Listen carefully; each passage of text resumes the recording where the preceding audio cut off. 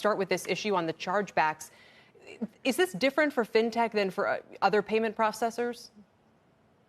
Yeah, it is. They play a unique role. It's part of the value proposition of players like Square and PayPal is that they are able to offer these very, payment processing to very small businesses, smaller ones than banks normally cover. And part of their value proposition is that they usually handle all of these chargebacks on behalf of their merchants.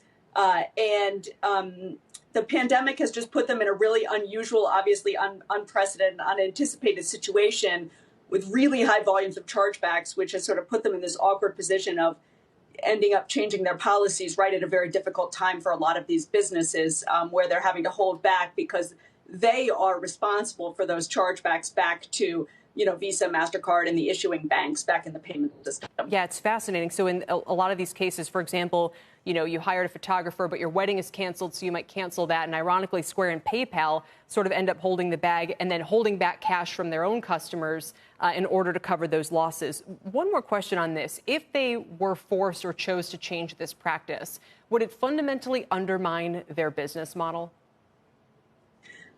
No, it wouldn't. It would be, they would probably have to hold some reserves for that, on their balance sheet.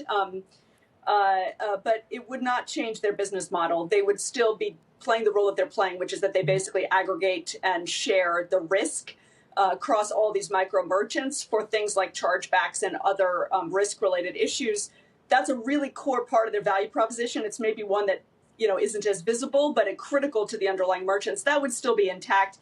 The change would probably be more at their own financial level. They might have to do something like hold back, or put on the balance sheet explicit reserves to kind of cover this if they ended up changing the policy back the other way. Yeah. So again, the stock not showing a terrible amount of concern, kind of matching what you're describing. So PayPal is your top pick, and you say you're only buy rated on 5 stocks total. 4 out of the 5 of them are PayPal, Square, Visa, and MasterCard.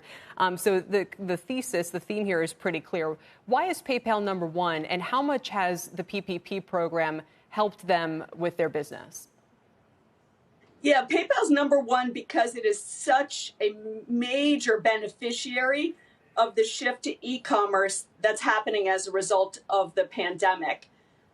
They are seeing unbelievable record number new net users and volume growth because of people changing their behavior, shopping more online from spending 3 months in their houses. That's the real major driver. I mean, for example, they've done something like 15 million net new users just in April and May alone. Their largest full quarter ever prior to that was 10 million. Wow. So 50% higher in 2 months alone. Volume numbers up plus 40-50%. I mean, and it's really this, we estimate they've pulled forward at least 3 to 4 years of e-commerce growth just in the first 2 months related to the pandemic. The PPP loans are certainly a help, mainly because it helps their brand with merchants, with small merchants that might be deciding, do I want to put PayPal on my website? Do I want to use PayPal as my payment processor? The fact that they've stepped in and really helped a lot of small businesses that weren't getting access to PPP loans through their traditional bank certainly helps the brand and just broadly helps, their stature with merchants. And they need merchants to add the PayPal checkout button to their websites in order to kind of make the two-sided network work. Yeah.